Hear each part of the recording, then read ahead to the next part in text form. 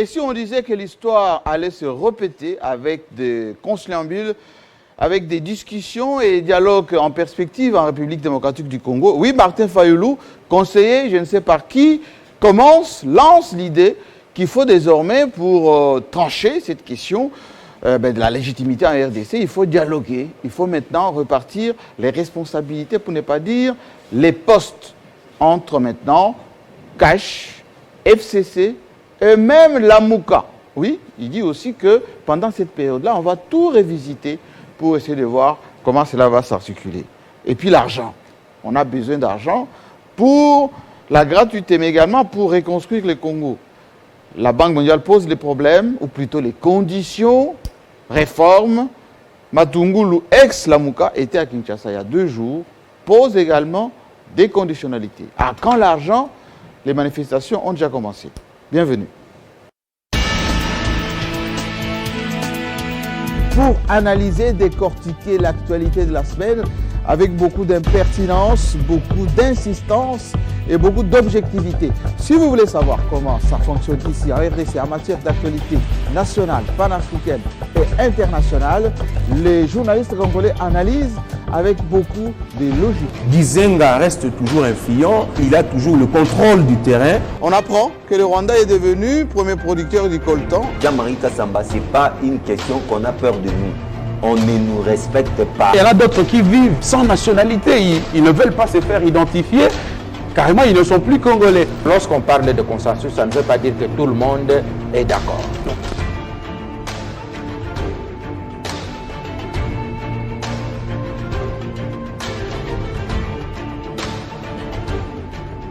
C'est chaque samedi 18h sur votre chaîne. À samedi.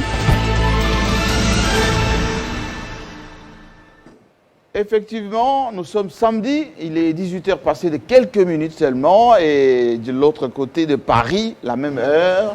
Ceux qui nous suivent en Afrique du Sud aiment bien dire le grand rendez-vous du samedi soir, c'est le club, oui, qui accueille à nouveau l'homme du français facile de Kinshasa. Il fait son journal ici, de la ville. Il a glissé de Kimbuta à Ngobila. Serge Seka, responsable du journal de la ville. Bon retour sur Télé 5 ans. Merci Jean-Marie Kassamba. Je vous félicite pour moi la découverte, quoi. Donc on va toujours un peu plus haut. Et je salue tous les Congolais qui savent prendre des initiatives. Je pense que nous allons construire un Congo fort avec des Congolais intelligents, entreprenants et comme vous d'ailleurs. Merci beaucoup.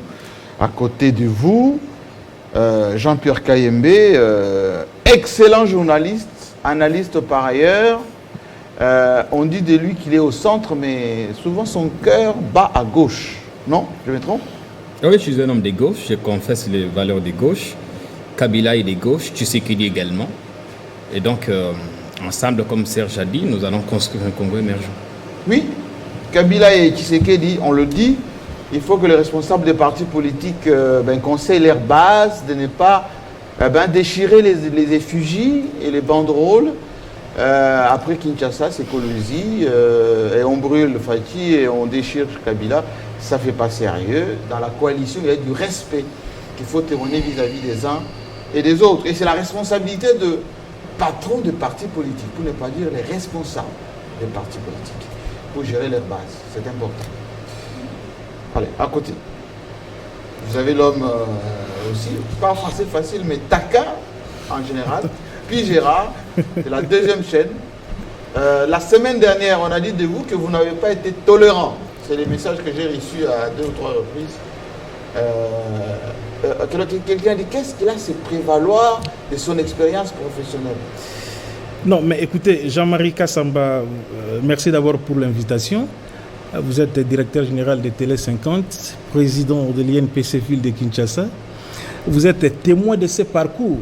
Je revoyais mon album et nous avons pris des photos il y a de cela plus ou moins 15-16 ans. Oui, j'étais encore à l'IFASIC étudiant. Et j'étais déjà professionnel. Oui, vous étiez déjà professionnel.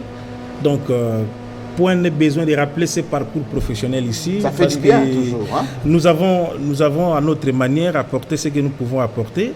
Mais écoutez, vous disiez quelque chose d'important. ce ne sont pas seulement les responsables des partis politiques et de la coalition FCC Cash.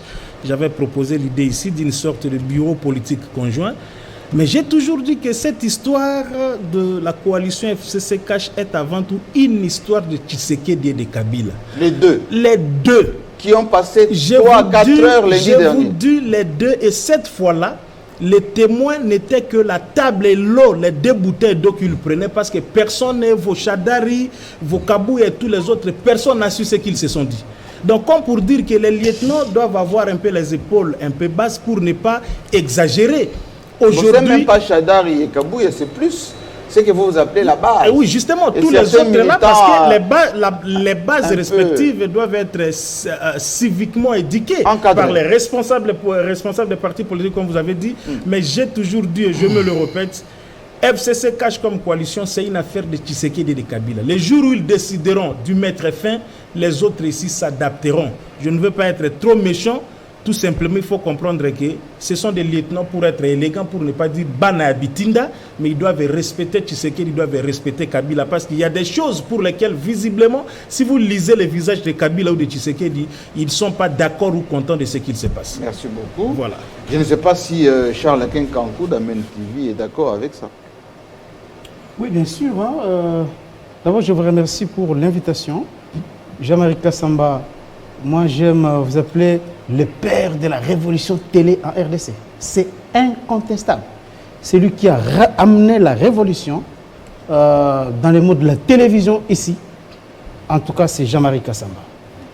Nous avons vu comment les télévisions de Kinshasa étaient, lorsque vous êtes arrivé, d'abord fauteuil blanc, on a vu les acteurs politiques se bousculer au portillon des fauteuils blancs. Une émission parce qui que c'était 10 000 $. Hein. Voilà, ça coûte toujours. Tous les hommes politiques voulaient quand même avoir ça une place au fauteuil blanc. Tu es passé par là. Ça a diminué. Bon. Alors finalement, c'est Télé 5. Et vous le savez que jusqu'à maintenant, les ministres n'ont pas encore les billets de fonctionnement. Ah oui, on commence déjà avec le sujet apparemment. Ça, c'est un sérieux problème. Oui, mais c'est une digression, mais qui nous amène directement dans le sujet. Vous parlerez tout à l'heure, parce que j'ai échangé avec quelques ministres.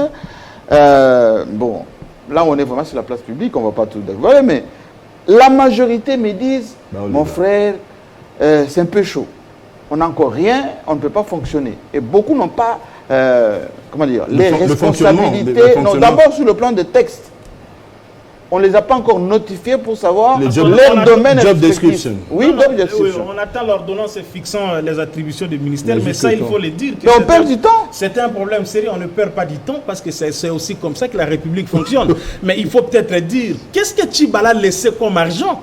Nous sommes dans un principe de droit simple qui est le principe de la continuité de l'action publique de l'État. Mais je ne vois pas Tchibala avoir là-dedans. Non, mais pour donner les assignations aux ministres, les responsabilités. Un gouvernement sortant, Jean-Marie. Oui, ils ont fait remise de reprise. Moi, je me questionne. Oui. Il a laissé quoi dans la caisse de l'État? Parce que mais 1,6 milliard là au budget. Le problème, c'est exactement à la Banque centrale. Ces nouveaux ministères créés. Oui. Vous avez par exemple des gens qui vont à peine avec Inoa, comme la ministre déléguée aux affaires sociales, le ministre délégué chargé de quoi, des personnes vivant avec un handicap. Vous voyez un peu, toutes ces morcellations posent des problèmes. Et l'argent pose des problèmes parce que le gouvernement est assez élargi. Attendez. Le problème n'est pas qu'il manque l'argent à la Banque centrale. On en a un peu, n'est-ce pas? Le problème, c'est que, on n'a pas encore défini le ministre fait quoi, dans quel domaine, avec quel budget. Justement, donc forcément, c'est l'ordonnance qu'on attend. L'ordonnance fixant plutôt les attributions et les compétences des ministères. Oui. Et vous voyez que cette ordonnance n'est déjà pas sortie. Il y a des ministères qui sont très croisés un peu. Vous prenez la formation professionnelle, l'enseignement primaire technique. On a enlevé les T. Tout ça, on a enlevé les T, vous le savez. Oui. L'enseignement, il y a tout ça. Et puis il faut être vraiment lucide parce que ça, c'est une question de l'intelligence. On avait compris qu'il y avait urgence, non? Il y a urgence, il y a urgence. Bon. Mais justement parce qu'il y a urgence, on ne va pas aller trop vite comme ça pour qu'il n'y ait pas de conflit entre les ministres ou entre les ministères. Mais ça, c'est un travail des techniciens. Effectivement. Les secrétaires généraux, le cabinet du président. Le secrétariat général du gouvernement, c'est ce qu'il est en train de faire. Non, secrétaire général des ministères d'abord, plus secrétaire général du gouvernement, plus le cabinet du président. Oui. Ils peuvent prendre un week-end et puis ils définissent tout ça avec les techniciens. On ne va sont pas refaire le monde. Ils sont en train d'y travailler. Mais quand même, on est à combien de mois là? Ils sont en train d'y travailler. Mais écoutez, ça fait quand même 2 mois que ce gouvernement existe. Oui. La preuve du dysfonctionnement, c'est l'enterrement des victimes de l'accident De Mazangungu, oui. Le président y est allé, il a fait des promesses qui n'ont pas été respectées. Au niveau des différents ministères qui intervenaient dans ce dossier, chacun voulait avoir son morceau. La conséquence, c'est que ces gens ont été enterrés Jean-Marie comme des indigents. Mais quand Pigéa fait un raccordement frauduleux ici en parlant de Tchibala, le budget 2019 a été voté, promulgué par le président Kabila en décembre. En janvier, Tshisekedi arrive, Kamere prend une circulaire qui interdit le décaissement des fonds. Tchibala n'a pas exécuté le budget. Mais il faut voir l'alarme lancée par la Banque centrale, le déficit que nous avons en termes de... quelques millions. Voilà, en termes de fonds, je ne suis pas économiste, de recettes d'échange, quelque chose comme ça. Oui. Donc, tout ce que... On était à 1 milliard quelque chose, on est à 800 millions quelque chose maintenant. C'est la moitié. Voilà. L'argent sort facilement, mais quand vous êtes au niveau des ministères, moi je fréquente quelques ministres, vous sentez que c'est la galère.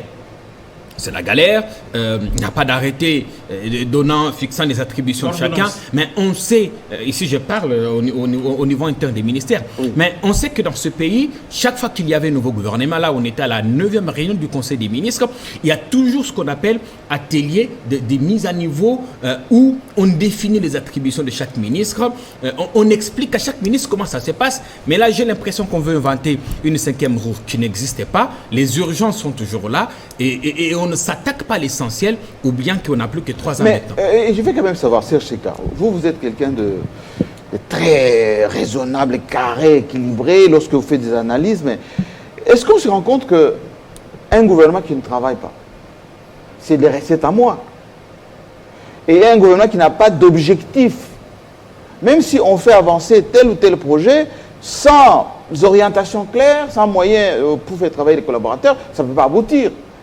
Bon, on va trouver l'argent où pour financer le train de l'État? J'aime qu'on va trouver l'argent en travaillant, en assainissant l'espace macro et microéconomique, en faisant en sorte que le dû qui doit rentrer dans les escarcelles de l'État puisse y arriver exactement. C'est justement les recommandations que les institutions de Bretton Woods sont en train de nous faire. Nous avons 1 milliard à prendre d'ici 6 mois. Nous avons 5 milliards à prendre dans 5 mois avec la Banque mondiale. À quelles conditions? Mais à condition que l'argent de l'État, l'argent affecté à tel service puisse exactement et réellement se faire. Notre problème ici, c'est une indiscipline budgétaire caractérisée. Vous venez de le dire. Tchibala a laissé plus de 1 milliard. On en a combien? Mais est-ce qu'aujourd'hui, on peut retracer les dépenses de manière générale telles que faites en République démocratique du Congo depuis la circulaire du directeur du cabinet Kamere jusqu'à présent? C'est-à-dire qu'on a comme l'impression que tout le monde est dans une sorte d'euphorie quand on crie 100 jours, quand on crie Fatih Béton, que les choses vont se faire. Les choses ne se feront pas parce que nous n'avons pas l'argent, parce que nous n'avons pas encore le moyen de notre politique, même si aujourd'hui on nous propose un budget à 10 milliards, mais il faudrait encore le mobiliser. Jean-Marie Kassamba, je suis tenté de vous poser la question, mais je me la pose à moi-même. Combien les mining de la République démocratique du Congo rapportent dans au compte du Trésor. Pour le compte du Trésor? Et combien sortent pour le privé qui ont investi soi-disant ici? Énormément. D'ailleurs, les mining ont même refusé. Je vous donne une information, vous allez commenter de cela. Il y a à peine 2 ou 3 jours, il y a une espèce d'attaque directe à la Gécamine. On remet en cause la viabilité de la Gécamine, on veut dépecer la Gécamine, et en ricochet, on veut même changer ou plutôt modifier les codes miniers de 2018. Réchanger. Oui. Donc, c'est-à-dire que nous sommes en présence de gens presque euphoriques qui sont en train de crier « nous sommes un pays riche, mais en réalité, nous ne sommes rien. » J'avais un ami camerounais avec qui on étudiait, on disait avec tout patriotisme « nous sommes un grand pays ». Il disait « non ». Votre pays, ce n'est pas un grand pays, c'est un pays immense. quelque part, je donne raison à cet ami. La grandeur d'un pays, ce n'est pas la superficie, ce n'est pas 2 345 000 km². C'est la capacité des 80 millions de cerveaux de produire des mécanismes de faire en sorte que les gens puissent manger, les enfants puissent aller à l'école. Et comment dire. Mais justement, comment on va faire? moi j'ai honte. Si on doit nommer des gens et sans avoir leur job description, disons-les simplement, vous êtes ministre dans tel secteur, mais vous ne savez pas exactement votre travail. Au moment où on vous nomme, c'est à ce net moment que vous devez savoir, même si vous n'avez pas encore de fonds, et je me demande, comment il ne peut pas avoir des fonds parce qu'il y a des budgets provisoires qu'on peut voter, donner, faire en sorte que la machine de l'État ne s'arrête pas. L'État, ce ne sont pas des individus. Tibala peut partir, Ilukamba est là, il a l'obligation de faire fonctionner. Il faut lui donner les moyens, Ilukamba. Mais il doit se donner les moyens, c'est à lui de nous donner les moyens. Merci il beaucoup. a accepté d'être Premier ministre, pas pour se plaindre. Bon, lorsque vous posez cette question, moi ça m'inquiète un peu. Pourquoi? Parce que nous avons vu, depuis que Félix Tshisekedi a prêté serment, le 24 janvier 2019, on a attendu plusieurs mois pour voir le gouvernement Ilunkamba surgir. Et qu'est-ce qu'on nous disait pendant tout ce temps-là? Ils étaient dans des négociations. Et sur quoi portaient ces négociations-là?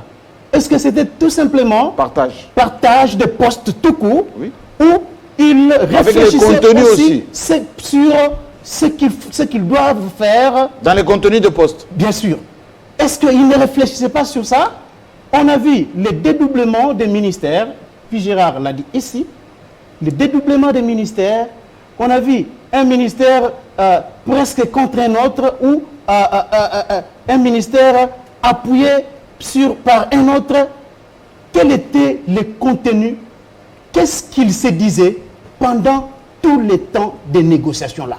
Pourquoi n'avait-il pas réfléchi aux attributions qu'on devait assigner à chaque ministre? Ça démontre aujourd'hui soit des choses que c'était une distraction, c'était des querelles byzantines inutiles, ou soit il y a un blocage entre FCC Cash. Un ministre FCC décide, série de Cash bloque, ou le ministre Cash décide et le FCC bloque.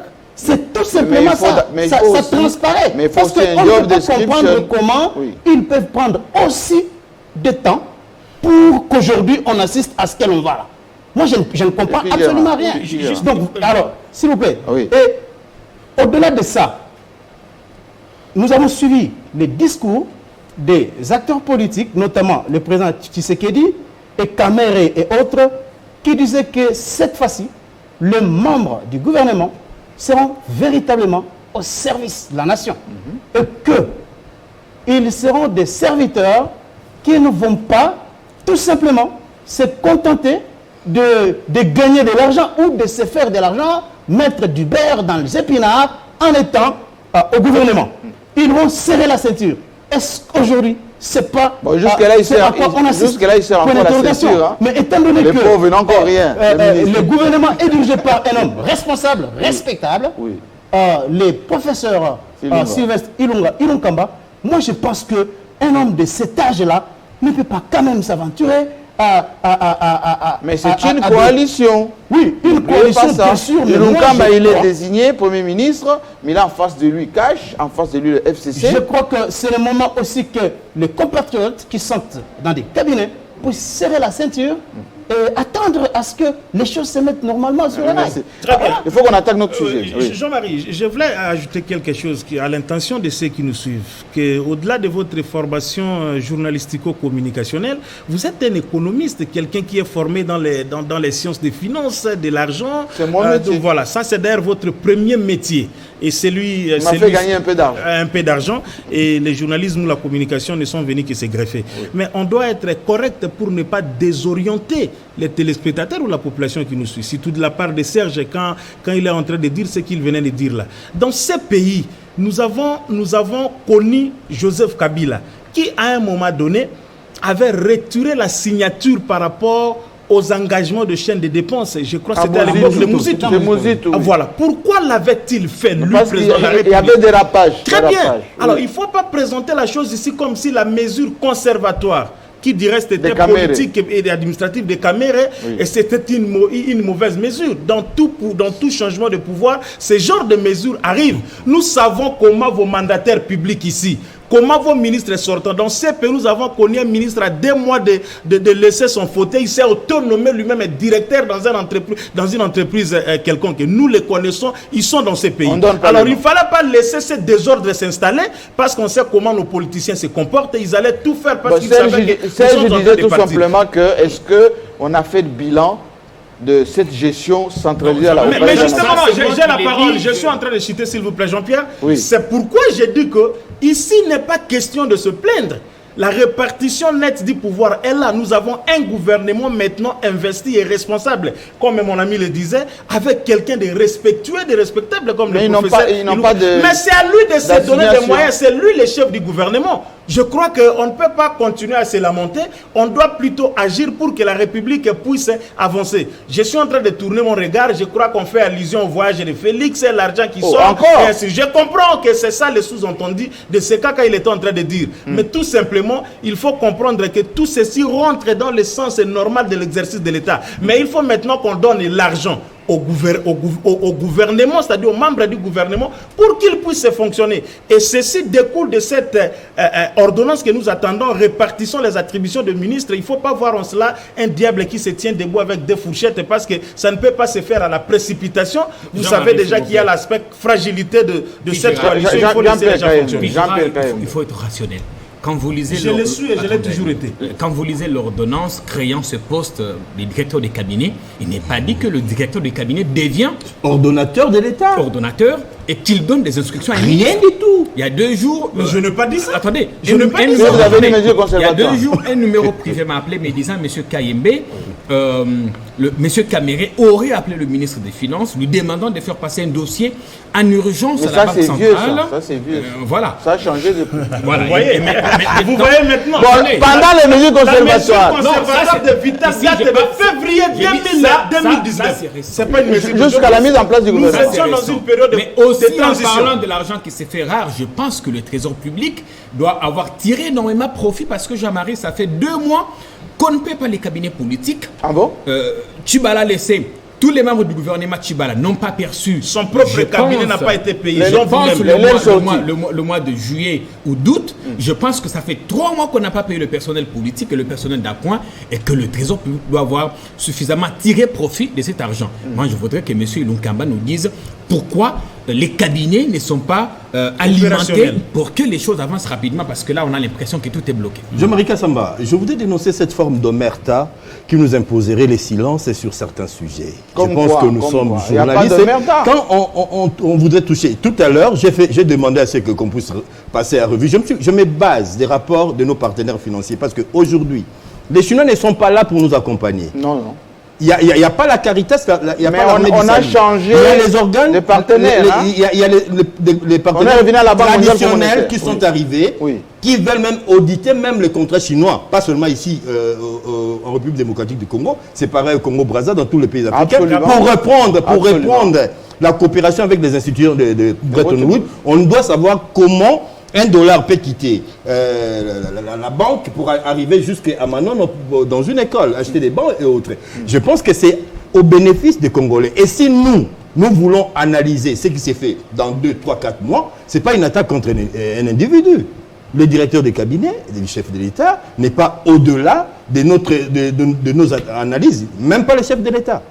C'est-à-dire que nous, comme journalistes, en toute objectivité et dans le respect de notre déontologie, nous avons le devoir d'éclairer la population. C'est ce que nous faisons. C'est-à-dire que si vous pensez que le directeur des cabinets a le droit de prendre des ordonnances, des arrêtés pour instruire au chef de l'État, j'ai dit c'est les désordres. Regardez un peu ce qui s'est passé ici. Le chef de l'État nomme le gens à la GECAMIN. Jusqu'à présent, cette ordonnance n'a jamais été d'exécution. Le ministre de l'Intérieur demande aux gouverneurs de revoir leur nomination et 2 gouverneurs se mettent ensemble au nom d'une organisation informelle pour répondre au ministre et appuyé par le ministre de la décentralisation. C'est les désordres. On le dit ici, on ne devrait pas le dire, monsieur le président Je vous l'association protège, des journalistes. je vous Alors, protège. laissez-nous réfléchir parce que depuis longtemps, on a donné l'impression d'être un peuple bête. Je me suis toujours inscrit en faux. Nous sommes la crème des crèmes.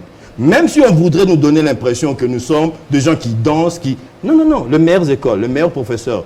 Tout ce qu'il y a de mieux, c'est ici chez nous.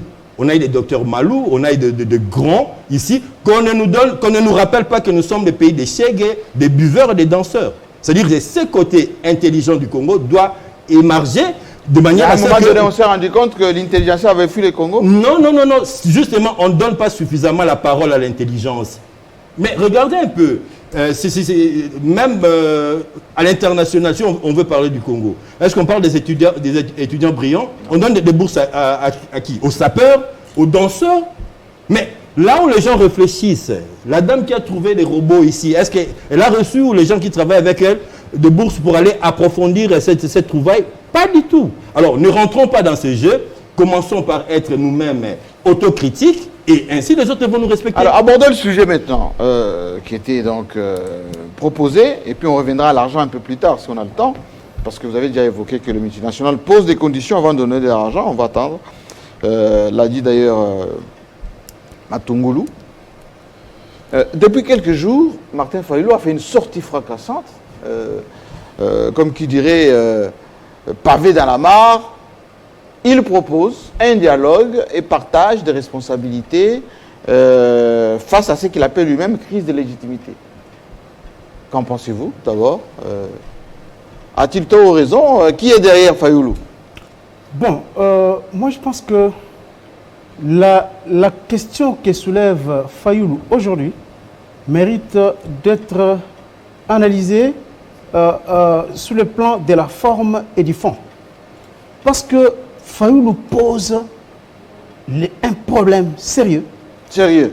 Oui, qui est celui de la réforme des institutions. Ça, beaucoup de gens l'ont dit au lendemain des élections de décembre 2018. La société civile et beaucoup d'autres Congolais ont demandé à ce qu'il y ait réforme, notamment au sein de la CENI. Réforme pour le fonctionnement de la CENI.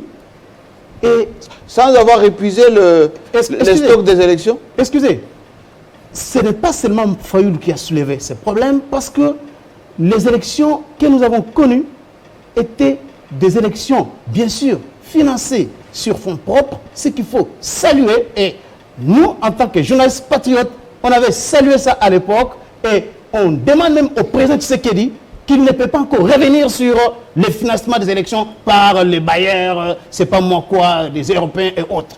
Désormais, ça sera la RDC qui va organiser les élections sur fonds propres. Donc, il y a des problèmes sérieux. Ces problèmes ont poussé notamment Lutundula à proposer aussi, il a formulé une proposition de loi pour revoir un peu cette CENI-là, parce que ça posait beaucoup de problèmes. Ça, c'est à ce qui concerne le fond. La forme. Je dis bien les fonds. Maintenant, la forme. Mais la forme, maintenant.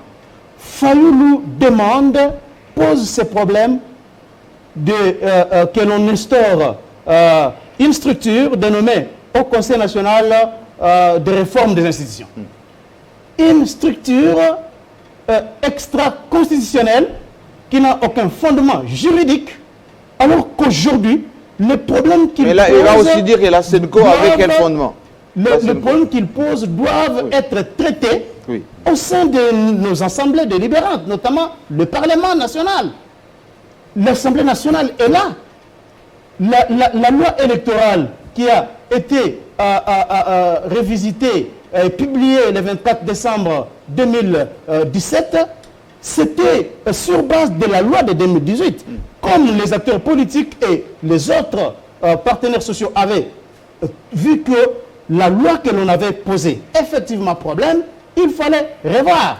Dès que les réformes qui ont été apportées... Il a tort raison, Fayulu. Aujourd'hui, Fayulu pose un vrai problème, mais la forme est biaisée. La forme est biaisée parce que ces questions doivent être analysées au Parlement. Et Fayulu Mouzitou est député national, bien qu'il ne siège pas. Je ne sais pas si le règlement de l'Assemblée nationale permet à ce que quelqu'un ne siège pas. Un ancien Premier ministre ne peut pas venir siéger et on ne l'invalide même pas. Alors, lorsque vous allez à Kikout, il y a des jeunes gens qui veulent devenir députés. Ils sont là pour mettre les bâtons dans le haut, empêcher ces jeunes-là. Mais lorsqu'on les élise, ils ne viennent pas siéger. Alors Mouzitou est député national. Oui. Il peut amener ces problèmes-là au niveau de l'Assemblée nationale, au niveau du Parlement en général. On peut examiner et revoir. Parce que moi, je pense que pour que l'on puisse éviter un autre chaos électoral, il faut effectivement que l'on revoie aussi la composition de la CENI et le fonctionnement de la CENI. Pour citer, Christophe Lutundula avait fait une formulation un petit peu potable pour moi. Il a demandé... C'est un grand juriste, hein? Oui, il a demandé à ce que la composition, la représentation au niveau de la CENI soit égalitaire entre les différentes composantes, notamment la majorité, l'opposition et la société civile. En ce moment-là, lorsqu'il sera question au sein du bureau de prendre un certain nombre de décisions, il y aura quand même des contrepoids. Oui. Et aussi, il y a ceux qui proposent qu'il y ait une personnalité neutre, consensuelle, qui viendra de la société civile, bien que là encore, ça pose un énorme problème parce que dans ce pays, on a une multitude de sociétés civiles pour opposition, pour majorité, mais quand même, ce sont des problèmes de fond qu'il faut examiner avec sérénité pour que l'on évite une autre catastrophe électorale au lendemain de la publication des élections de 2023. Très bien. Gérard, est-ce que les gens qui disent qu'il y a la main des multinationales derrière Fayoulou pour chambouler la cohésion en ce moment entre Cash et FCC et en filigrane modifier le code au niveau de l'Assemblée nationale, ils ont tort ou raison? Non, mais écoutez, déjà d'entrée de jeu... n'a jamais intégré déjà d'entrée de jeu, son échec. Laissez-moi vous dire que ça ne passera pas. Comment ça ne passera pas? Je vous dis, ça ne passera pas. La majorité parlementaire, passez-moi la répétition, au Parlement, est tenue par le FCC et les Cash. Et dites-vous que la réforme du code minier que nous avons maintenant, que les gens le veulent ou non, c'est l'œuvre de Joseph Kabila qui a été teintée par une sorte de son nationalisme assez avancé. Et vous savez, tout ce que Kabila reçoit et suit comme tous les tirs de l'extérieur, c'est par rapport au code minier. Donc ça ne passera pas. Mais est-ce que pas une tentative de Fayoulou pour commencer à aborder ce côté? Dans ce platonisme de Fayoulou que moi j'appelle et de Mouzito, ils n'ont qu'à aller dans leur quitte natal ou chercher quoi, je ne sais pas moi, pour chercher un peu. Non, excusez. Doser. Non, je suis en train de doser, mais je crois qu'il faut dire des choses de cette façon-là. Maintenant, nous tous ici, nous avons été à l'université. Oui. Nous avons appris ce qu'on appelle la logique formelle. Pour que le discours soit bon, beau et correct, il doit respecter ce que mon ami disait, le fond et la forme. On ne comprend pas aujourd'hui. Hier, Fayoulou, qui disait de Félix Tshisekedi tout ce qu'il lui a accordé comme qualificatif, placebo, pantin, je ne sais pas encore, nous sommes tous rentrés au dictionnaire pour vérifier le sens exact de tous les qualificatifs qu'il utilisait. Il s'est dit aujourd'hui, il se propose aujourd'hui un dialogue. Je me demande ce dialogue-là... Il y a que les imbéciles qui cherchent mon avis. Ah oui, mais je me demande ce dialogue-là, oui. Nous en avons connu autant dans ces pays, dans l'histoire politique de ces pays. Encore que le dialogue doit être convoqué par le président de la République. Ce président de la République est taxé de tous les mots. Oui. Taxé de tous les mots. Mais Fayoulou dit qu'il y a crise de légitimité. Il y a quelque chose, pour ne pas dire dans la mouka, mais dans le chef de M. Fayoulou quand même. Je pense que ça ne devrait pas être ainsi. Un homme d'État ne se comporte pas de cette façon-là. Ne se comporte pas de cette façon-là. Bientôt, ce sera 2020 et nous sommes en train d'avancer. C'est là où je dis même à Tshisekedi d'essayer un peu de réduire ses voyages, de pouvoir revenir au pays pour se consacrer cette fois-là à l'interne. Parce qu'il faut savoir, je dis bien que ces voyages diplomatiques sont d'un intérêt que nous pouvons tirer ici sur le plan national, mais ce sont les Congolais qui vont voter en 2023. Et comme tout candidat, comme tout président de la République qui est dans son premier mandat, il voudra certainement se représenter en 2023. Je ne parle pas ici du discours folklorique de Joseph Kabila de revenir ou tout ça. J'ai toujours dit que les gens... Il faut laisser ça à Kabasubabou qui a créé cette sorte de science qu'on appelle la kabilologie. C'est-à-dire des gens qui ont pris Kabila depuis 2001 qui l'ont étudié, qui essaient de dire, qui essaient de les définir exactement. Kabila est toujours, quand vous l'attendez à droite, il sort à gauche. Quand vous l'attendez à gauche, il vous sort à droite. Il ne sait rien prononcer pour 2023 et toutes ces Revenez à Fayoulou. Je ne sais pas pourquoi. C'était une parenthèse importante que je refermais rapidement. Oui. Donc, pour Fayoulou, ça pose un sérieux problème sur le plan de la forme. Il demande ça. Et pourquoi nous sommes allés aux élections? Nous sommes allés voter pourquoi? Et tous ces politiciens ici qui se croient un peu en super congolais, ils veulent tout nous imposer. Donc la volonté du peuple, l'expression du souverain primaire ne peut pas être respectée. Mais il les Congolais vont dans il est leader majeur, il est leader majeur. Vous venez ici pour nous inventer une sorte de crise qui n'existe que dans votre tête. Mais c'est quoi ça, mon Dieu? Donc moi je pense que si on était dans un tribunal, on dirait que ceci n'est pas recevable. C'est sans objet et je pense que les institutions de la République qui sont du reste traditionnelles, qui sont là, les réformes, vous les voulez, aller au Parlement, nous avons un Sénat, une Assemblée nationale, c'est là que se passent des réformes. Encore que vous proposez cela vous-même en vous donnant déjà une certaine fonction, moi je serai ceci, d'autres feront cela. Non, non, non. Cette époque-là est révolue. Les Congolais, nous devons avancer et le pays doit se développer pour que nous puissions vivre. Merci beaucoup. Est-ce que Jean-Pierre Kayembe pense la même chose? Parce que... Pas totalement. Je crois que je suis en désaccord profond avec P. Gérard. Martin n'a pas dit qu'on lui donne la coordination de cette structure qu'il propose. Mais il souhaite en revanche qu'elle revienne à la Mouka. Aujourd'hui, je crois qu'il n'y a pas mieux. Tout comme, ne vous en faites pas. On sait comment les politiciens congolais fonctionnent. Lorsqu'il dit, attendez, lorsqu'il dit, Jean-Pierre Kayembe, lorsque Fayoulou dit, il faut qu'il y ait telle structure qui sera un tout petit peu la structure de référence. Il fait comparer ça à ce que Olenganko a géré, comment ça s'appelle déjà? Sensa. Que Tshisekedi devait gérer d'ailleurs, s'il n'était pas mort. Ça avait une base juridique, un soubassement juridique. Maintenant, lui, il propose qu'il y ait une répartition des responsabilités entre les trois formations. Maintenant, il dit FCC Cash et la Mouka. Donc, vous ne m'avez pas pas laissé avancer. Continuez. Quelqu'un, je vais dire autour de la table que l'idée de Fayoulou est extra-constitutionnelle. Oui. Le CNSA, avant tout, avec quelle base juridique? C'était un monstre qu'on a créé. De quoi? Le CNSA d'Olenganko. Oui, CNSA et même Senko. C'est repris dans quel article de notre Constitution? Attendez, s'il vous plaît. Et elle était reprise où, cette institution? On l'a créée de toutes pièces, c'était un monstre. Et comme on l'a fait pour le CNSA, on peut faire autant pour l'histoire que Fayoulou veut qu'on ait. Mais je pense qu'il faut absolument une solution politique. Comme je l'ai dit, il n'y a pas mieux que Tshisekedi pour comprendre le discours de Fayoulou. Ah bon? Fayoulou, parce que dans ce pays, nous avons un précédent fâcheux. J'étais très étonné quand j'ai entendu M. Tshisekedi dire à la télé qu'il était offusqué, touché par le propos de Fayoulou. Mais personne n'a fait pire à d'autres que son propre père. Tshisekedi père répond à son âme, en a fait voir des vertes et des pas mûres aux autres. Lui-même, Félix Tshisekedi, il n'avait jamais ménagé Joseph Kabila. Aujourd'hui, qu'il se sent touché par les propos des autres. Donc, tu lui se remets un peu en question. Alors là, j'ai envie de dire que ce que Fayoulou fait aujourd'hui pourrait être appliqué contre lui. Qui sait, dans 10 ou 15 ans, il pourrait devenir président. Parce que Fayoulou se sert de son modèle. Il sort de l'école du tshisekédisme.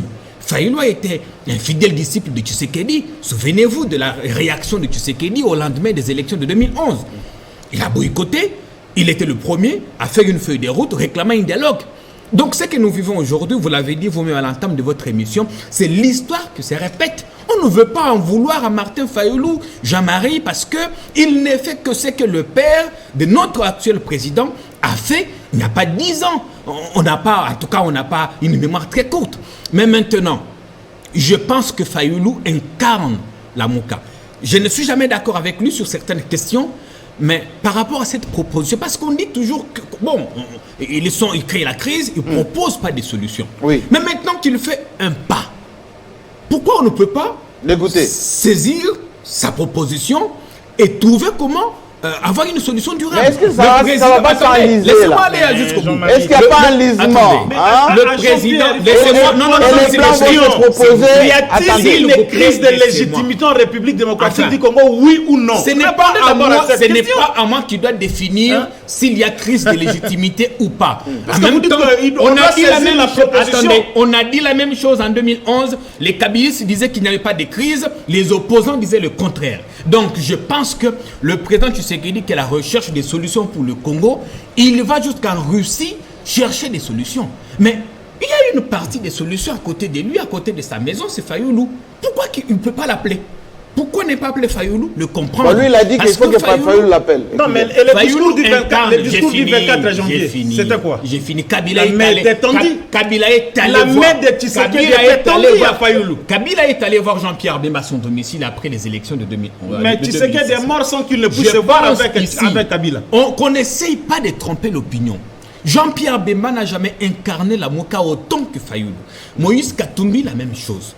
Fayoulou, aujourd'hui, incarne cette opposition et il faudrait... Kabila a été gentil à l'époque, il a négocié avec ses opposants. Mais le problème aussi, c'est qu'il ne faudrait pas que de plus en plus on crée des précédents fâcheux, donner l'impression que quand on a perdu une élection, on doit créer, le dialogue. Mais on retombe dans ce que Étienne Tshisekedi a fait. Donc Fayoulou a un modèle à côté de lui. C'est là que je me dis, il faudrait, si vous voulez, trouver... Mais votre solution, vous ne l'avez pas proposée. Hein? Bien. Moi, ma solution ici, c'est qu'il faut que Tshisekedi et Fayoulou se parlent. Peu importe le format qu'on va donner à ce qu'on va créer. Est-ce que ce sera un dialogue? Est-ce que ce sera comment? Je ne sais pas. Je pense qu'il faut qu'ils se rencontrent, qu'ils discutent. Mais ils prient dans la même église déjà. Enfin, c'est des frères. Ils ont été ensemble pendant longtemps. L'un n'est plus là-bas. Apparemment, Fayoulou n'est plus à Philadelphie. Alors, il n'y va plus. Voilà. Je voudrais prendre l'autre bout plutôt. On analyse des bacs à sable, comme disent les militaires. Vous avez fait l'école militaire. Absolument. On a à l'est le foyer, au plateau des Minembwe et Djougou, un peu partout. Ça crépite. On a à Kinshasa l'insécurité qui bat des records. Des Wewa qui se permettent tout. Et des militaires commis à la sécurité des officiels qui se font. Il y a un mécontentement qui se cristallise petit à petit. Et si un leader politique sortant de n'importe où recapitaliser tous ces mécontentements, toutes ces frustrations et engager un mouvement politique contre ce qui s'est fait notre petite démocratie, je crois que personne n'en sortira entier de cette affaire-là. C'est-à-dire quoi? Pour dire quoi? Qu'au jour d'aujourd'hui, il ne faut pas seulement voir la majorité et l'opposition. Au Burkina Faso, la majorité était pour Compaoré, la candidature de Compaoré. On sait comment les choses se sont terminées. Quand il y a des mécontentements, quand il y a des problèmes politiques, sociaux dans le pays, il faut les prendre en compte. Ce que moi je note tout simplement, il y a une évolution dans les chefs de Martin Fayoulou, dans les chefs de la Mouka. Peut-être qu'il a mis très haut. Il a mis très haut la barre des enchères. Ce sont des calculs politiciens, c'est un jeu politique. Mais ce qu'il faudrait noter, il y a une évolution. Aujourd'hui, Martin voudrait dialoguer avec son ex-frère, son ami, je ne sais pas comment je peux les qualifier. Mais je pense que nous devons, nous presse, encourager cette démarche-là, parce que personne ne gagne dans ses bras de fer Fachi et Fayoulou. Ils ont été ensemble, ils ont lutté ensemble. Ils ont des choses beaucoup plus proches que nous autres. Ils étaient à Genève ensemble.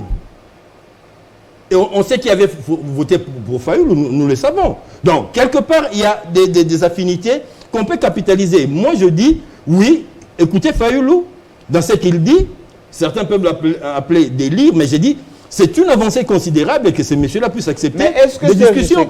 En France, oui. Vous allez continuer, Est-ce que vous ne pensez pas que c'est une petite fenêtre que Fayoulou ouvre et les Occidentaux qui ont toujours envie d'arbitrer les dialogues, les conciliambules, etc., vont s'engouffrer et on va s'enliser de ce qui est... Nous avons toujours été meilleurs en la matière, c'est négociation sur négociation au Congo, à l'étranger.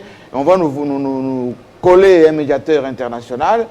Et puis, Il n'y a pas pire. Rebelote. Il n'y a pas pire, je crois. Et c'est réparti comme en 40. Effet que de puisse accorder à l'autre toujours des préjugés. Hein, parce qu'il est là, il venait de Paris, donc il est avec des Français, il venait de Bruxelles, il est avec. Je pense que nous, les Congolais, selon la vision de Patrice Emery Lumumba, devrions être à mesure aujourd'hui de nous approprier notre histoire. Mon ami l'a dit tout à l'heure, quand on va aller jusque en Russie pour chercher des solutions pour le Congo. Oui. On a été aux États-Unis, on sait la relation aujourd'hui entre les États-Unis et la Russie, mais le président a eu le courage d'aller et aux États-Unis et à Russie. Je le félicite pour ça. Mais ça le diminuerait en quoi qu'il prenne le courage de parler avec Fayoulou?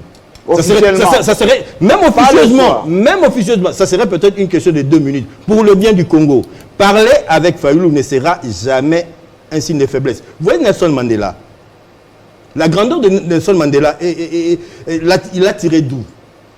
De ce qu'on dirait cette faiblesse de leadership.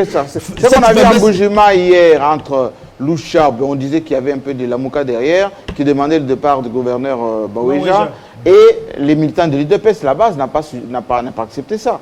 Est-ce que la base de l'UDPS va accepter que Tshisekedi reçoive Fayoulou? Non, je pense qu'à un certain moment, les Grecs qui ont commencé la politique l'ont dit, c'est l'élite qui dirige. C'est la crème de la crème qui dirige. En ce moment, on n'est pas dans la logique d'un parti politique. L'UDPS, à mon sens, c'est un parti comme tous les autres. L'UDPS, il a des pressions à faire, c'est sur Kabouya, sur Peter Kazadi et les autres. Le président Fachi, je le répète, c'est le président de tous les Congolais, de tous bords. Mais le président Fachi, l'UDPS n'a pas sorti un président de la République tout seul. Je suis désolé. L'UDPS, comme parti, n'a pas été en mesure de sortir le président de la République en tant que parti politique. L'UDPS est allé en coalition, c'est-à-dire que Félix Tshisekedi, aujourd'hui, c'est notre président. À moi, à vous et à tout le monde. C'est-à-dire qu'il est, comme disait le feu maréchal Mobutu, au-dessus de la mêlée. Donc, il doit avoir le courage politique. Nelson Mandela, pour ne pas les citer, son parti politique, son épouse, Winnie Mandela, l'a pourfendé pour dire qu'il était faible parce qu'il négociait avec le blanc. C'est justement à résider la grandeur de Mandela. Aller vers son adversaire, lui tendre la main, lui proposer quelque chose, pas pour son bien. Parce qu'aujourd'hui, la gestion de nos égos est en train de tuer les Congos. La gestion des égos. Je vous donne un exemple. C'est un accordement fraudulé. Accordez-moi 2 minutes. Allez-y. On arrête un ministre. On arrête. Vous n'avez pas la possibilité. Attendez. On arrête un ministre provincial ici à Kinshasa. De l'intérieur. Non, des finances. Des finances, oui. Qui a Makala. À cause des soupçons de détournement. On arrête un député provincial à cause des soupçons des insultes et on blanchit un ministre parce qu'il y a eu des soupçons de meurtre ont pesé sur lui. Je me dis à un certain moment, comme les amis disaient là, il n'y a pas de logique, il n'y a pas de gouvernabilité, il n'y a pas de lecture claire. C'est-à-dire que ce qui nous manque aujourd'hui, c'est question de logique. Savoir ce que nous voulons. Est-ce plus grave de voler de l'argent? Je ne dis pas que c'est bien. Est-ce d'insulter? Je ne dis pas que c'est bien, c'est moral. C'est beaucoup plus grave que tuer quelqu'un. Parce qu'on l'a vu. Vous l'avez certainement vu. Les amis l'ont vu. Ça, ce n'est pas mon propos. C'était un exemple. C'est-à-dire que nous, Congolais, nous devons être à mesure de savoir ce que nous voulons. Ça ne serait pas, à mon avis, un signe de faiblesse que le président de la République puisse écouter Fayoulou. Prendre la main de Fayoulou. Au-delà de tout ce qu'on a fardé là, Fayoulou veut dialoguer. Fayoulou voudrait quelque chose. Fayoulou a avancé. Si ça nous intéresse, nous, notre démocratie, prenons la main. Sinon, on reste dans notre logique. Alors, d'abord Charles-Quint et puis ça sera votre tour. Oui. Je pense que, comme je le disais ici... La forme, vous avez parlé forme ou fond? La forme est mauvaise. La forme est mauvaise. Oui. Mais Serge dit, ça ne coûte rien, qui sait qu'il ne sera pas amoindri en parlant avec Fayoulou. De 18 mois. Déjà. Ça, c'est inacceptable. On ne peut pas l'accepter. S'il vous plaît. Fayoulou demande une transition de 18 mois. Donc le mandat tombe. Donc, je ne sais pas s'il est rentré dans le schéma de Genève, où il fallait qu'un président fasse, c'est pas moi, 2 ans, et puis on revient à l'organisation des élections. Oui. Je ne sais pas si c'est cette idée-là qui continue à hanter Fayoulou, je ne sais pas. Parce qu'il demande qu'il y ait une transition de 18 mois. Je ne vois pas aujourd'hui un Congolais sérieux qui peut accepter ça. Il n'y a aucun Congolais sérieux qui peut accepter ça. Nous devons quand même avoir mais les dialogues dont parle la respect de la Constitution, de notre Constitution. Un mandat, c'est 5 ans.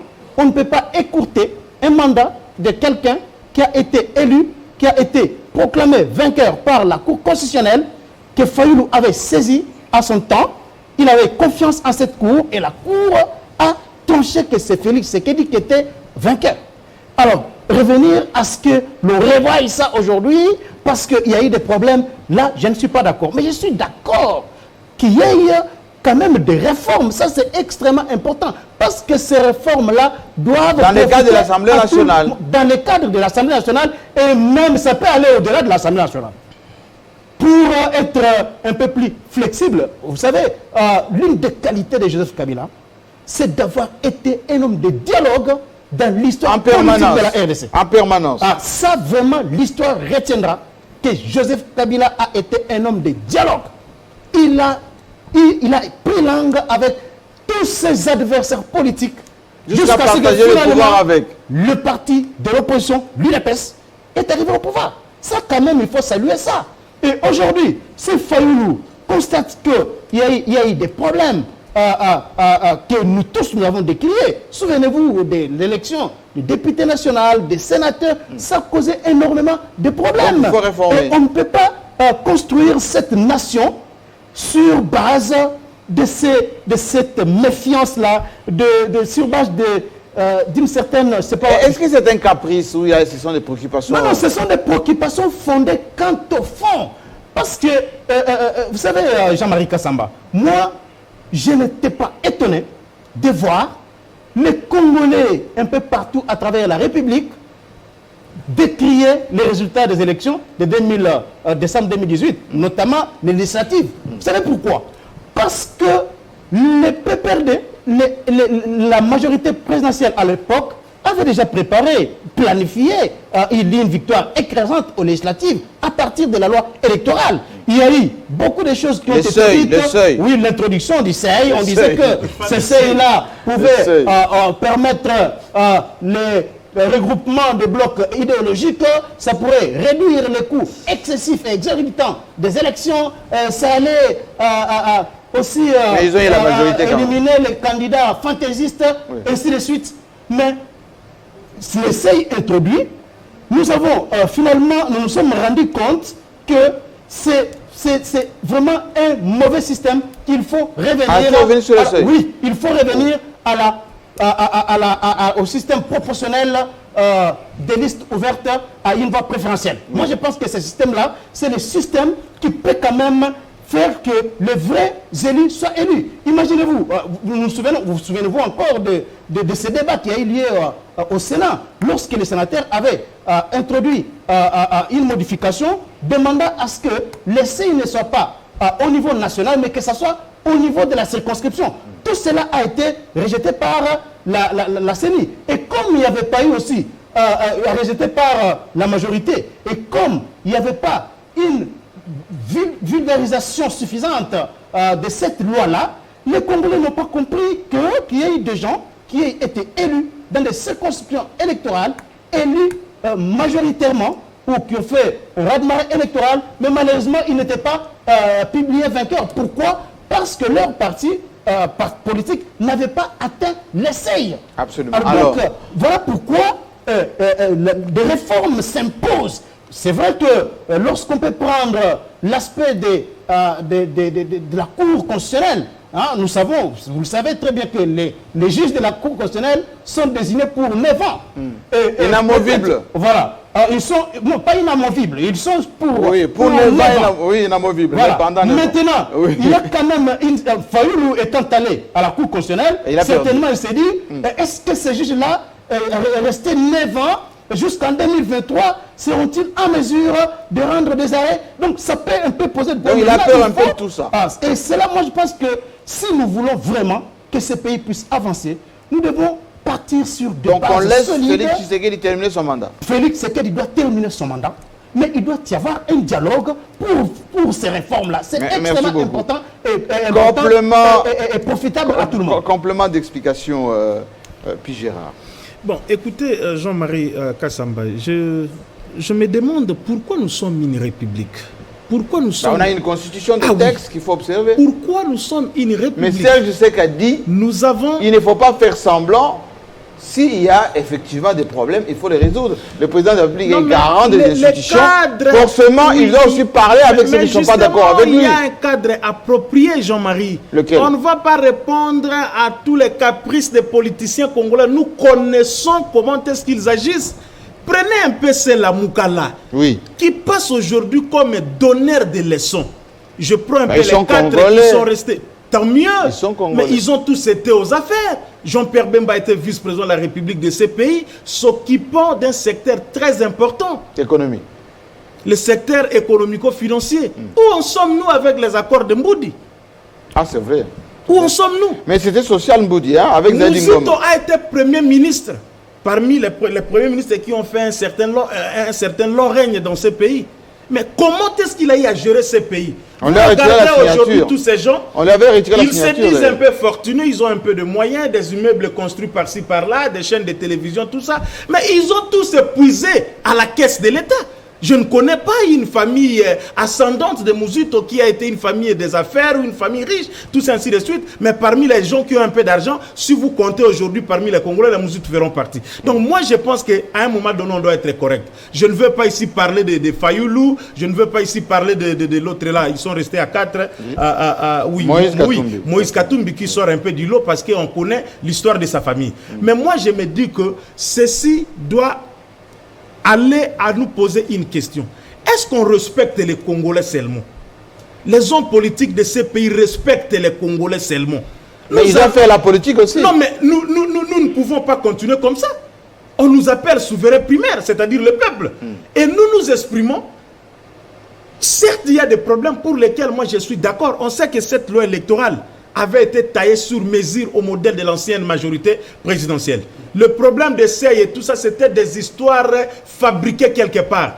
Et par rapport à cette histoire de l'élection présidentielle qui a été consacrée pour détour au niveau de la Constitution, vous voyez aujourd'hui, même si Félix a un peu de problème, même si Kabila avait un peu de problème lors de son deuxième mandat, c'était par rapport au changement de ce mode électoral. Et pourtant, le deuxième tour dans le pays aux dimensions sociologiques qui sont les nôtres, il faut détour des élections pour essayer un peu de rassembler, pour faire une certaine légitimité. Vous pouvez ne pas être aimé à l'Équateur, mais quand un leader de l'Équateur dit que votez pour tel, vous savez qu'on ne doit pas se voiler la face de l'histoire. Kabila n'avait pas été bien porté au niveau de l'ex-grand Bandundu. Mais quand quelqu'un comme Gizenga a dit votez Kabila pour que Palou soit au pouvoir et que je sois nommé Premier ministre, tous les gens de Bandundu, presque, en tout cas la majorité, ont eu à voter Joseph Kabila.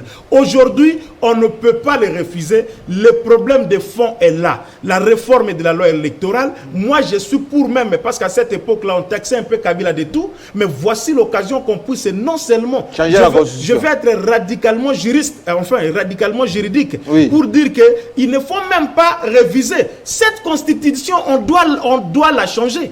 Faites attention. Mais oui, j'utilise bien mes mots. Et là, nous sommes en droit. On doit la changer. Je dis même pas réviser. Parce qu'elle révisée, elle a été déjà partiellement révisée avec les Lutundu et les Obin Minaku en 2011. Mais cette constitution doit nous chercher à nous ouvrir les portes pour passer à la 4e République. Nous avons beaucoup de choses ici. Même ce que les Fayoulou décrivent, si tout ça est consort. Mais mon problème, c'est que derrière la tête des hommes politiques congolais, nous connaissons comment est-ce qu'ils agissent. Lorsqu'ils parlent de tout ceci, qui doit changer la même quand Mbedi il parle de la Mouka, c'est le Parlement. C'est clair, le Parlement, une portion de 100 000 personnes par rapport à la population, les initiatives sont concurrentes. Mais est-ce que vous n'allez pas dire, regardez la parole, vous n'allez pas dire, puis Gérard, le monde vous écoute. Le monde m'écoute. Et ces émissions sont enregistrées pour la postérité. Oui. Le monde vous écoute, ce Parlement est majoritaire FCC. Oui. Quand on va dire on change la Constitution, vous n'allez pas sortir les chiffons rouges. Mais écoutez, ils vont faire encore une Constitution taillée sur mesure. Question très pertinente et question à la limite même historique parce que cette émission est enregistrée. Oui. Mais on ne va pas changer la Constitution pour la changer. On ne va pas la changer parce qu'on veut la changer et qu'on va faire plaisir à Kabila ou à Tshisekedi ou à tel ou à tel. Non. On va changer la Constitution tenant compte des aspirations du peuple. Qu'est-ce que le peuple veut? Rappelez-vous que cette constitution du 18 février est l'œuvre d'un référendum et nous sommes allés sous la pluie pour la voter. Attendez, Serge Sek a dit les masses n'ont pas d'âme. Hein? Répétant aussi le maxime de notre grand penseur, ce n'est pas la population qui va changer la constitution, ce sont les députés. Mais tant mieux, et ces députés sont majoritairement FCC. Tant mieux. Et vous serez le premier, puis Gérard, à dire ici, regardez, les gens de FCC sont en train de changer la constitution. Jean-Marie Kassamba, je vous le concède. Oui. Ce Parlement, il est ce qu'il est, mais je pense que toutes les forces et toutes les tendances sont représentées dans ce Parlement. Mais dis-moi, lorsqu'il s'agirait des choses qui ne vont pas dans le sens de rencontrer les aspirations du peuple, je crois que les Christelle Wanga, les Daniel Safou et certains même du côté des Cash ou même du FCC vont sortir pour dire qu'ici ça ne va pas. Rappelez-vous du 19 septembre, je vais finir Jean-Marie, on ne fait pas du 19 septembre 2015. Qu'est-ce qui s'est agi? Kengo a dit, Nzela et Lobilari a parlé, et cette histoire de Bouchab et de Onip et tout ça avait été retirée. C'est-à-dire qu'on ne va pas gober tout ce qui va venir en termes de changement de cette constitution que nous voulons d'y rester. Donc pour chiter, moi je pense qu'il y a des problèmes de fond, certes, mais je crois que Fayoulou doit encore se tranquilliser. Il doit se tranquilliser. Il doit respecter l'expression du peuple. S'il veut, et lui et Mouzito sont des députés nationaux élus, ils doivent aller là-bas au Parlement, passer leurs propositions là-bas, et on va voir à la limite comment est-ce qu'on peut les examiner. Si seulement celles-ci, en termes de propositions, j'insiste, rencontrent les aspirations du peuple. Parce que si elles ne rencontrent pas les aspirations du peuple, ça va être déclaré comme une fin de non-recevoir. Et nous allons dire que n'acceptez pas cela.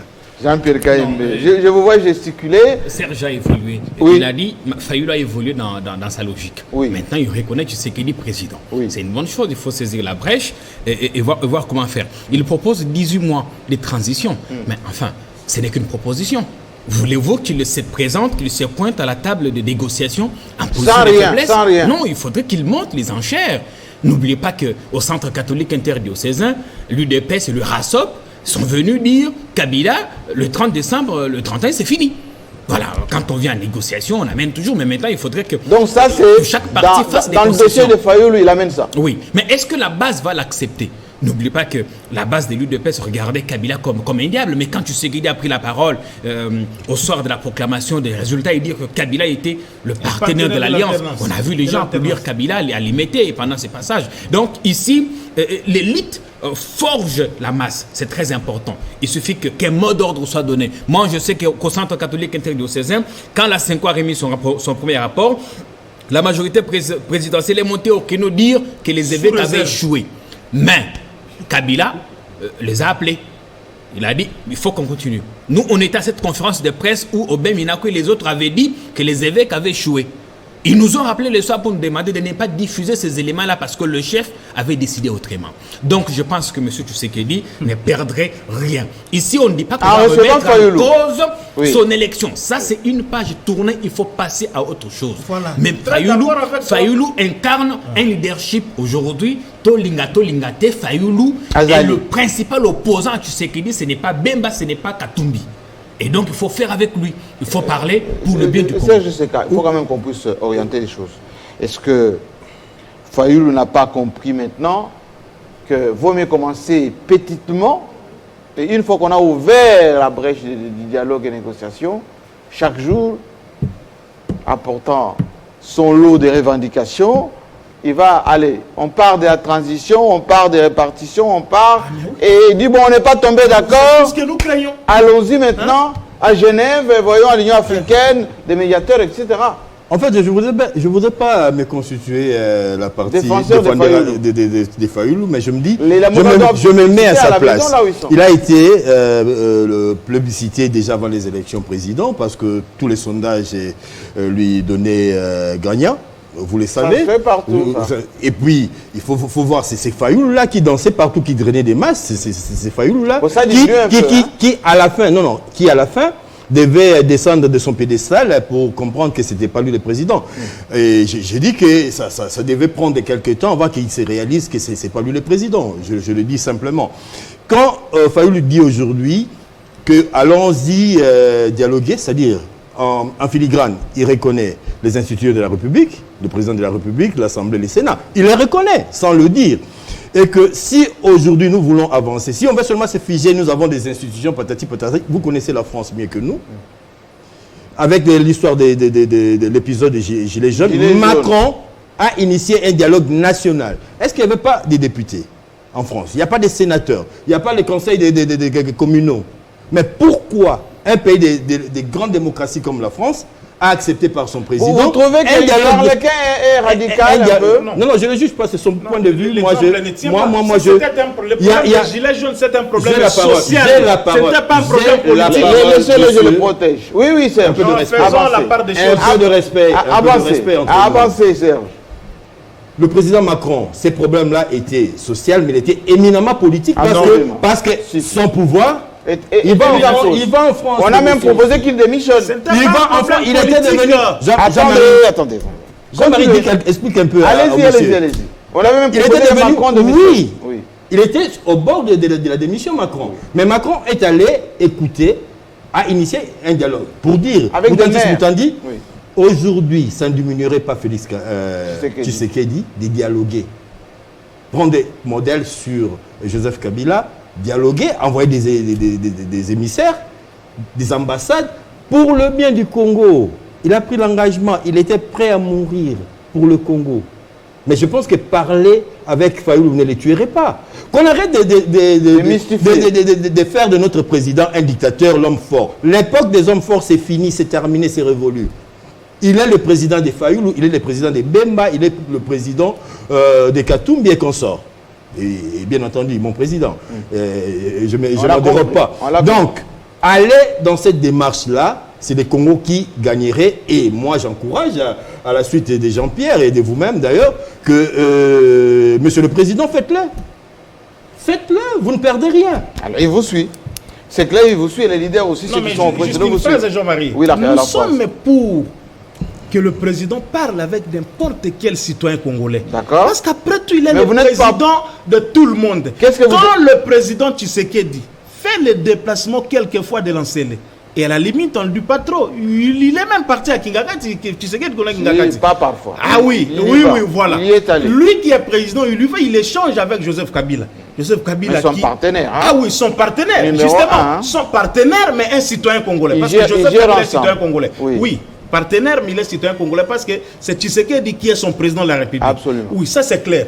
On ne refuse pas ceci. Mais là où je suis en train de me dire, c'est que cette démarche ne doit pas prendre des allures politiciennes. On connaît nos politiciens, comment est-ce qu'ils se comportent. Nous allons continuer de 70 fait la politique. Excusez-moi, de 70 C'est son métier, Fayoulou. Non, mais pour l'intérêt de qui et de quoi? Donc ce que Fayoulou demande ici, répartition de ceci, de cela. Mais Jean-Pierre Kayembe, je ne me mets pas en défenseur de Fayoulou. Je sais que je ne partage pas beaucoup ce point de vue, mais Jean-Pierre Kayembe l'a dit tout à l'heure, lorsque Etienne Tshisekedi, paix à son âme, Joseph Kabila proclamé président de la République, il rejette en bloc, il s'autoproclame président. Il prête serment. Et il prête serment. Fait une déclaration sur RFI. Et Félix, qui était son fils et qui embrayait un peu tout ça, n'a jamais reconnu dans les tout premiers mois, pour ne pas dire 6 mois plus tard, l'élection de Joseph Kabila. Non, mais très bien, maintenant que Fayoulou essaie de faire la même chose, pourquoi vous les diabolisez? Quand vous le dites, moi je dis, c'est bien. Pourquoi vous les diabolisez? Écoutez, c'est bien comme exemple. Mais moi je pense qu'on doit puiser dans notre passé, effectivement, mais on ne doit pas se servir de mauvais exemples. Ah, c'était un mauvais exemple. Mais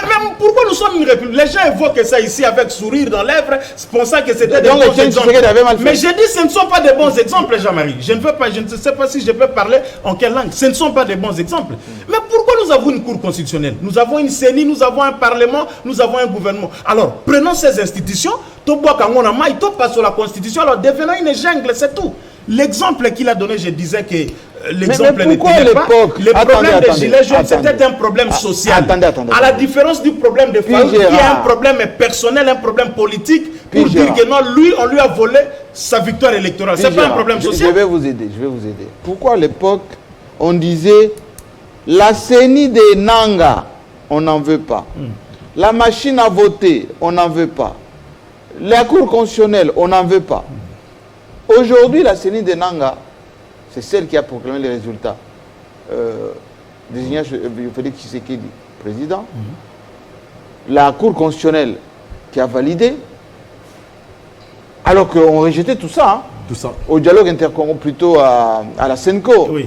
On n'était pas d'accord avec tout ça. Oui. Et donc, pour répéter un peu ce qu'a dit tout à l'heure KMB, si hier on rejetait un certain nombre de choses et on a fini par dialoguer, pourquoi on ne ferait pas la même chose aujourd'hui? Parce que ce que Étienne Tshisekedi faisait hier avec tous les opposants, c'est ce que Fayoulou fait aujourd'hui. Je me répète. Les mauvais exemples... Pourquoi les gens ne vont pas aller à la... Les mauvais exemples, il ne faut pas s'en Ah, servir. c'est un mauvais Ça, c'est exemple. un. D'accord. Ces histoires de prêter serment dans des chambres ou des salons, tout ça, Oui. d'aller à la Cour constitutionnelle à laquelle vous croyez d'ailleurs, et on dit que ce n'est pas vous qui êtes élu, après vous venez vous rebuffer, ça c'est pas être républicain. On ne va pas continuer comme ça parce que si je prends les exemples de l'Occident où vous êtes quelqu'un de très rattaché, ça va être peut-être loin, mais prenons, oui, vous êtes très rattaché à la France par exemple. Je vous en prie. Votre deuxième nation. Je vous en Nous prie. avons l'Afrique du Sud, nous avons le Ghana, nous avons, pour ne pas aller très loin, je prends les exemples africains, Jean-Marie. Je dis que, arrêtons alors de fonctionner comme une république, jetons la constitution, allons-y. Dans ce dialogue-là, vous-même, Jean-Marie, vous l'avez dit. Jean-Marie, vous êtes un journaliste politique chevronné. Oyebi ba politicien ou bien derrière Moutou à Fayoulou, na ba Mouzitouana. Eza herba on Mais d'où la question que cache les dialogues de Fayoulou. On revient, on recommence. À la case départ. Quand on va parler développement de la République démocratique du Congo, aller aux élections, c'est aussi s'attendre à ce qu'un va gagner, l'autre va perdre. Nous ne sommes pas ici dans un jeu de football où on doit avoir 3 résultats, nul, victoire et puis défaite. Aux élections, il y a deux résultats. Soit vous gagnez, soit vous perdez. Mais soyez républicain quand vous perdez, acceptez. Parce que moi personnellement, sur le plan du fond, je dis que ça vaut la peine. Nous avons une CENI pourrie, nous avons une cour constitutionnelle où on doit changer tous ces gens qui sont là, les Benoît et les autres. C'est vrai. Mais sur le plan de la forme, ça ne tient pas. Ceci doit passer par les institutions qui sont là et pour que nous attendions jusqu'en 2023. Ce n'est pas loin. On va arriver et si la Mouka est incarnée par Fayoulou, comme le disait Jupeka, on va voir les choses et puis on va continuer. Mais vouloir nous proposer aujourd'hui, même si c'est une proposition qui est déjà une proposition à la limite machiavélique, Teinté de quelque chose. Oui, teinté de quelque chose. Et vous savez que les grandes tournées de Fayoulou, c'est en Occident. Oui. Quand il passe là-bas, nous avons la France officielle, la France officieuse. Nous avons la Suisse officielle, la Suisse officieuse. Les États-Unis également. Je ne sais pas, tous ces gens-là, ils lui disent quoi? Parce qu'ils nous ont promis, nous allons déstabiliser les pays, nous allons faire ceci, nous allons faire cela. Ce sont des paroles de Mouzito. Pour qu'on arrive où? Pour qu'on arrive au dialogue, après on se rend incontournable, on vient, on recommence, on se partage les postes et après on y va. Non, non, non. Ça ne doit pas aller comme ça. Mais on a compris. J'ai comme l'impression qu'on voudrait donner à Fayoulou des pouvoirs qu'il n'a pas. Il n'y a personne derrière Fayoulou. Fayoulou vient avec des propositions. Il va en Europe, dans un certain milieu, c'est pas l'Europe officielle. À qui profiterait ça? C'est-à-dire que Fayoulou... Mais ne nous cachons pas derrière le petit doigt. Fayoulou peut avoir des amis. À Genève, il y avait des amis. Des bonnes guerres. Oui. On a dit la même chose de Félix Tshisekedi quand il était à l'opposition. Souvenez-vous, vers les années 80, l'UDPS et l'opposition d'ailleurs est allé demander qu'on puisse rompre les relations avec le Zaïre de Mobutu. Conséquence, tous les professeurs qui étaient à l'université, à l'UNASA à l'époque, sont partis. Les expatriés, l'économie est tombée. La responsabilité n'est pas que de Mobutu. La responsabilité n'est pas que de Mobutu, même de cette opposition irresponsable de l'époque. Donc, ce sont des choses que nous vivons. J'ai dit, nous sommes une jeune démocratie. Une démocratie qui est bancale, qui essaie de se mettre en route. Quand quelqu'un vient avec des revendications, ne pensez pas que parce qu'il le dit, ça va se passer comme ça. On nous avait proposé ici, KMB l'a dit, les transitions sans Kabila. Où est-ce que nous en sommes? Ça n'a pas eu lieu. Beaucoup de choses qui ont été dites ici. Mais où est-ce que nous en sommes? Mais si nous acceptons que l'autre puisse venir avec ses propositions en se disant qu'il n'est pas le bon Dieu, on ne pourra même pas prendre les tiers de ce qu'il dit, mais qu'on l'écoute. Qu'on l'écoute, c'est ça un peu l'approche. C'est pas que nous restons sur les discours des Fayoulou. Mais nous constatons que le monsieur a évolué, la Mouka a évolué, c'est pour le bien des Congolais. Ça dépend du point de vue où on se trouve. On peut voir ça comme ça, une régression par rapport aux extrémistes qui penseraient que le monsieur affaibli, il a abandonné la vérité des urnes. Mais moi, je dis c'est une avancée par rapport à la démocratie. Merci beaucoup. En tout cas, on va marquer un point final pour aujourd'hui parce que les journaux doivent suivre dans quelques instants. En rappelant aux responsables politiques de bien encadrer leurs ouailles parce que ça commence à déranger un tout petit peu. Tout à fait. À la fois les Wewa dans les grandes villes, on a même vu d'ailleurs dans certaines villes des provinces, les Wewa qui arrivent juste sur les tarmacs des aéroports avec des motos, ça fait un peu désordre. Il faut éviter en tout cas que la République se transforme en foire, ce n'est pas intéressant. Et deuxièmement, il faut que les politiques pensent un peu au peuple, que les ministres aient des cahiers des charges, qui commencent enfin à travailler, leur donner un tout petit peu de moyens, parce que la plupart maintenant fuient même des rendez-vous, parce qu'ils ne peuvent pas payer de café. C'est pas intéressant. Allez. À la semaine prochaine, portez-vous bien. Allez vous porter.